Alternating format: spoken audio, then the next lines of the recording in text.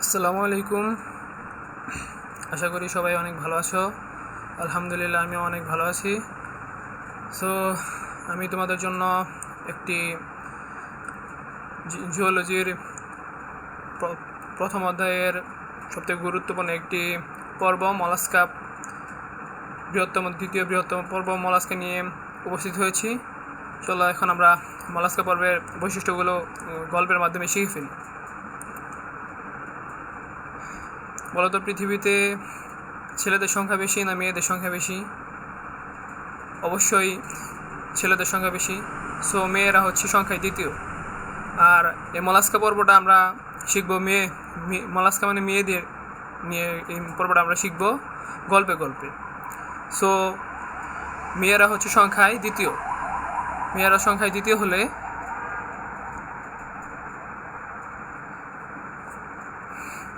আমাদের এই মলাস্কা পর্বটি হচ্ছে দ্বিতীয় বৃহত্তম পর্ব।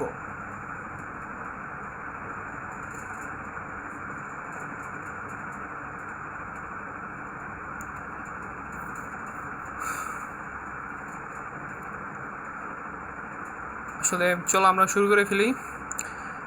একটা মেয়ের মন অনেক নরম হয়। সো নরম মানে মাংস।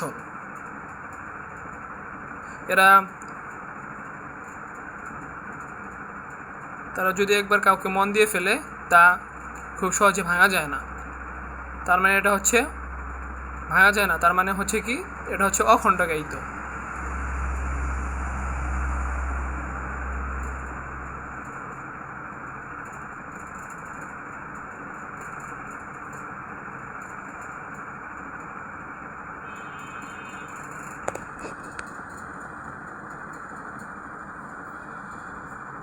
এরা যদি একবার কাউকে মন দিয়ে ফেলে তবে তা সহজে ভাঙা যায় না। তার মানে কি? তার মানে হচ্ছে এটা অখণ্ডায়িত। মেয়েটি পর্দা করে। সো পর্দা কাদের জন্য করে? পর্দা হচ্ছে ছেলেদের হাত থেকে বাঁচার জন্য। তারা ছেলেদের কাছ থেকে বাঁচার জন্য, নজর বাঁচার জন্য তারা পর্দা করে। পর্দাটা কি কাদের থেকে বাঁচার জন্য পর্দা করে? ম্যানদের থেকে বাঁচার জন্য। সো এর একটি আবরণ রয়েছে, আবরণের নাম হচ্ছে ম্যান্টল।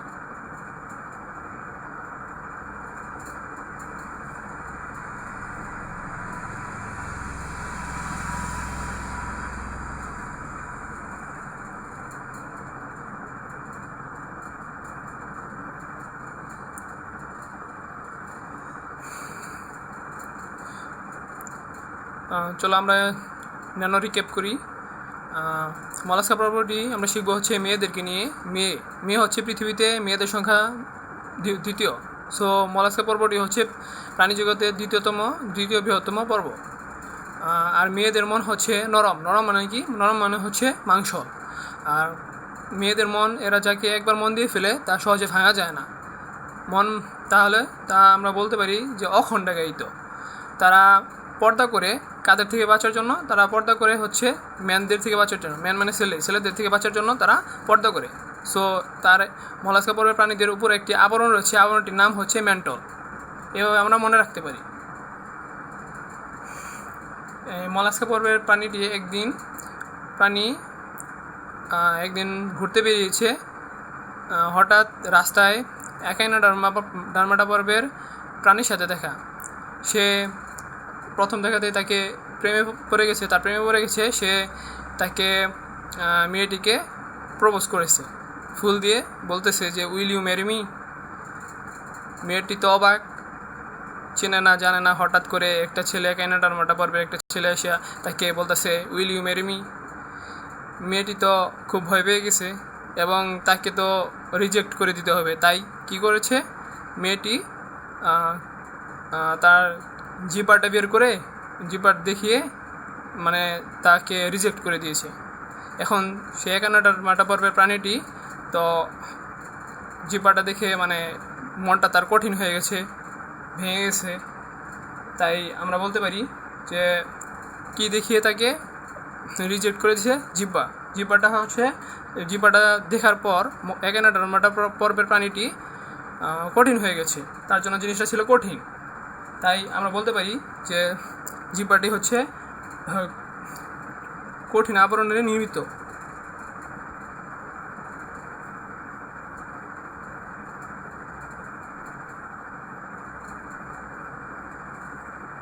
যা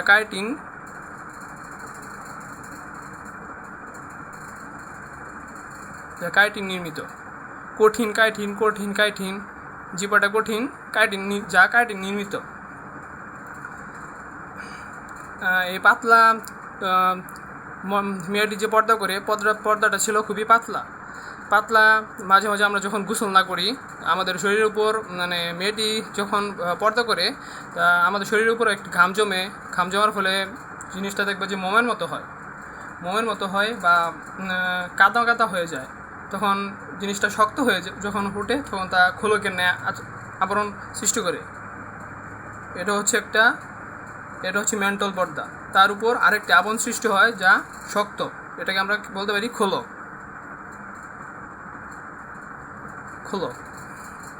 বা শেল।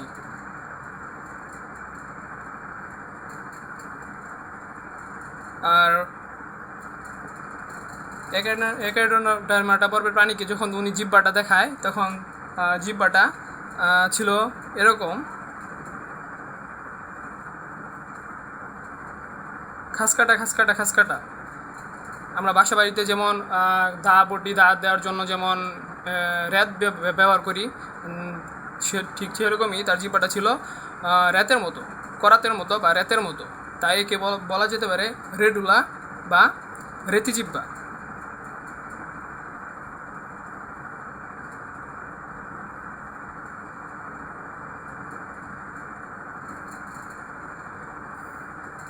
এটা মেডিকেলের জন্য খুবই ইম্পর্টেন্ট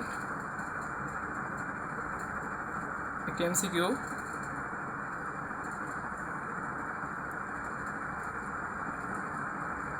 সো মেয়েটি তাকে জিহ্বা দেখিয়ে একাইডোডার্মাটা পর্বের প্রাণীকে তার জিহ্বাটা দেখিয়ে চলে যাচ্ছিল। পথে তার বান্ধবীর সাথে দেখা।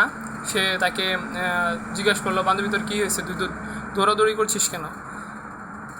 বান্ধবীটি বলছে যে এই ঘটনা, একাইডোডার্মাটা পর্বের প্রাণী আমাকে প্রপোজ করেছে, আমি তাকে রিজেক্ট করেছি। এখন পরে তার বান্ধবী বলছে ঠিক করেছিস, তুই চলে যা, বাসায় চলে যা। এখন বান্ধবী মনে মনে বলতেছে যে শুধু তোর এই প্রপোজ করে, আমাকে কেউ পছন্দ করে না। মেয়েটির মনে আসলে কি, মেয়েটির মনে মুখে এক আর মনে আরেক, তার মানে কি জিলাপির পেস। আমাদের মানে মেয়েটির মুখে এক বলতেছে চলে যেতে, আবার মনেও আরেক কথা বলতেছে, তার মানে কি জিলাপির পেস। তার মানে পৌষ্টিকতন্ত্র হচ্ছে পেঁচানো বা ইউআকৃতি।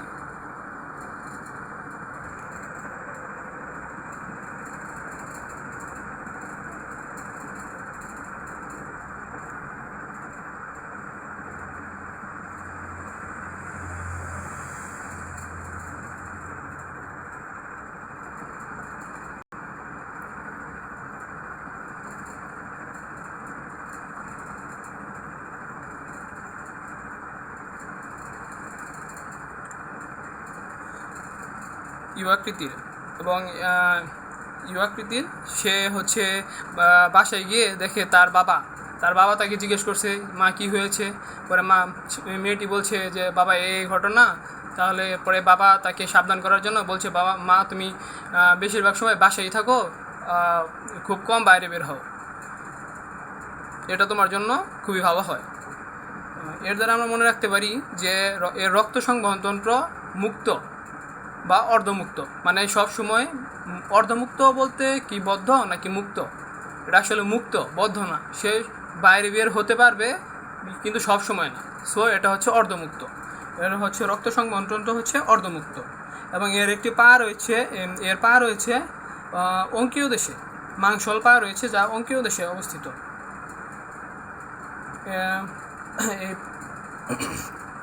মলাস্কা পর্বের প্রাণীদের সর্বপ্রথম দেখা যায় হচ্ছে পালমোনারি থলি, এবং এর শ্বসন অঙ্গ হচ্ছে মেন্টল, যা মেন্টল নামে পরিচিত। এবং এর 3টি লার্ভা দশা রয়েছে। এটা হচ্ছে ট্রোকোফোর, গ্লসিডিয়াম, ভেলিজার, যা আমরা মনে রাখতে পারি ট্রাকে করে ভিলেজে গেল এই মিনিউইকের মাধ্যমে। সো আমরা চলো একবার ন্যানো রিক্যাপ করে ফেলি। এই মলাস্কা পর্বের প্রাণীটা হচ্ছে নরম, যা কম্বোজ পর্ব নামে পরিচিত। এবং আমরা এটি মনে রাখতে পারি মেয়ে দ্বারা। এটি হচ্ছে পৃথিবীতে মেয়েদের সংখ্যা হচ্ছে দ্বিতীয়। তো মলাস্কা পর্ব হচ্ছে দ্বিতীয় বৃহত্তম পর্ব এবং এর হচ্ছে মাংসল। মেয়েদের মন হচ্ছে নরম। নরম মানে কি? নরম মানে হচ্ছে মাংসল। আর এরা যাকে একবার মন দিয়ে ফেলে তা সহজে ভাঙা যায় না। এবং এরা ছেলেদের থেকে বাঁচার জন্য পর্দা করে, যা মেন্টল নামে পরিচিত। এবং এরা হচ্ছে মানে একানাডার্মাটা এক পর্বের প্রাণী। আয়সা তাকে প্রপোজ করলে সে তাকে জিহ্বা দেখায়, যা একানাডার্মাটা প্রাণীর পক্ষে ছিল কঠিন, বা যা এর দ্বারা আমরা মনে রাখতে পারি যে জিহ্বাটি ছিল কঠিন বা কাইটিন নির্মিত। এবং হচ্ছে পাতলা পর্দার উপর একটি গাঢ় খোলক তৈরি হয়, যা ক্যালসিয়াম কার্বনেট নির্মিত। এবং এর রক্ত হচ্ছে হিমোসায়ানিন, যা কপার এবং প্রোটিন নির্মিত। এবং জিহ্বাটি ছিল রেতি জিহ্বা বা রেডুলা নামে পরিচিত, যা হচ্ছে মেডিকেলের জন্য খুবই গুরুত্বপূর্ণ একটি এমসিকিউ। এবং হচ্ছে তার পৌষ্টিকতন্ত্র হচ্ছে পেছনে ইউ আকৃতির। এবং এর 3টি লার্ভাদশা হচ্ছে ট্রকোফোর, ভেলিজার এবং গ্লচিডিয়াম। সো আশা করি তোমাদের জন্য এটি খুবই হেল্পফুল একটি ভিডিও হবে। কেমন লাগলো সবাই একটু জানিও, এবং কোন কোন চ্যাপ্টার তোমাদের প্রবলেম রয়েছে তা আমাকে জানিও। ইনশাল্লাহ তোমাদেরকে সাহায্য করার চেষ্টা করব।